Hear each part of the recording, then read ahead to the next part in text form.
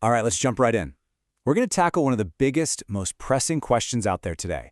How is AI going to completely change what work even is? To do that, we're going to look at two recent and really different economic studies that paint a pretty startling picture of what's coming our way. Look, everybody is asking the same question, right? Will AI take my job? But here's the thing. What if that's completely the wrong way to think about it? The real story here isn't just about jobs being replaced. It's about a total teardown and restructuring of what work itself actually means. The answer is way more complicated, and honestly way more fascinating than a simple yes or no. So our first stop is a study that calls this new world genius on demand. And you can forget about AI just automating boring, repetitive stuff. This model looks at how AI could take on really high-skill, complex knowledge work. You know, the thinking for a living jobs. And in the process, change that entire landscape forever. Now, to really get this, the study splits knowledge workers into two camps. First, you've got your routine workers. These are the folks who apply rules that already exist to solve problems we've seen before. And then you've got genius workers. They're the ones creating totally new knowledge to solve brand new problems. They're literally pushing the boundaries of what we know. So here's where the big shift happens. Think of it like a cognitive assembly line. Before, you had routine workers handling the basics and human geniuses tackling everything else. But when AI geniuses show up, they completely take over that middle ground. All those complex but ultimately solvable problems. And this doesn't actually replace the human geniuses. It shoves them out to the absolute bleeding edge, the frontier of knowledge. Okay, so what in the world does this human genius frontier actually look like? Well, in the long run, the model says we're looking at a massive, dramatic change for pretty much all high-skilled jobs. The whole thing basically unfolds in 4 stages. Once these AI geniuses are hired, they get really good really fast at those intermediate problems. That, in turn, forces the human geniuses to only work on the truly novel, never-before-seen challenges. And the final, kind of unavoidable outcome, those routine knowledge workers, they get completely squeezed out of the picture. What you're left with is this totally new, tiered knowledge economy. AI basically owns general problem solving. Human intelligence isn't gone, not at all, but it becomes hyper-specialized. It only really survives at the extreme margins. And in this new world, a different skill becomes absolutely critical, being the person who knows exactly which problem to give to a human and which one to give to an AI.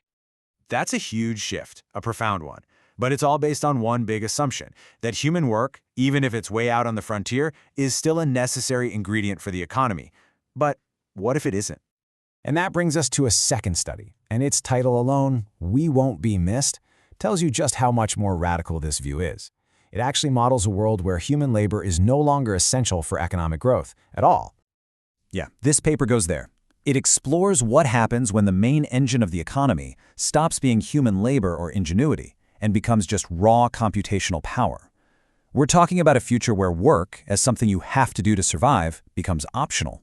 To even think about this, you need a new way to classify work. So forget routine versus genius. This model talks about bottleneck work. These are tasks that are absolutely essential for the economy to grow.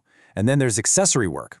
Stuff that's really meaningful to us, like art or caregiving, but isn't strictly necessary for the GDP number to go up. And here it is, the core idea, the absolute game changer. Once AI can do all of that bottleneck work, the main ingredient for economic growth is no longer people, it's compute. The entire economic equation that we've lived by for centuries just gets flipped completely on its head. So, an economy that doesn't need us. What does that even look like? Well, the consequences of unhooking economic growth from human labor are, well, they're staggering. This triggers something the study calls the Great Decoupling. The economy, now powered by compute, just keeps growing and growing. GDP soars, but human wages, they just flatline. Why would they go up? The value of any task a human can do is now capped by how cheap it is for an AI to do it instead. Which brings us to the most jarring prediction in this entire model. In this kind of future, labor's share of all the wealth that's created, the piece of the economic pie that goes to workers, it eventually collapses to zero. All the money, all the returns flow not to people who work, but to the people who own the compute. And that right there is the new source of power. It's not about your skills or what you can do or how hard you work. In an economy driven entirely by AI, your wealth and your influence are determined by one thing and one thing only. Who owns the machines? Okay, let's just take a breath. We have two possible futures laid out for us. In one, human genius gets pushed to a hyper-specialized fringe. In the other, human labor becomes economically worthless. Both of these paths force us to ask some really tough questions. First, and this is maybe the most urgent one, if all the economic value is flowing from AI and compute, who should own it? Should it be a few giant corporations? Should we treat it like a public utility, like water or electricity? The answer we choose here is going to define inequality for the next 100 years. The second question is a lot more personal. For centuries, we've wrapped up our identity, our sense of dignity, our purpose in our jobs. In a world that doesn't actually need our work for its economy to run, how do we find meaning? What becomes the new anchor for our lives?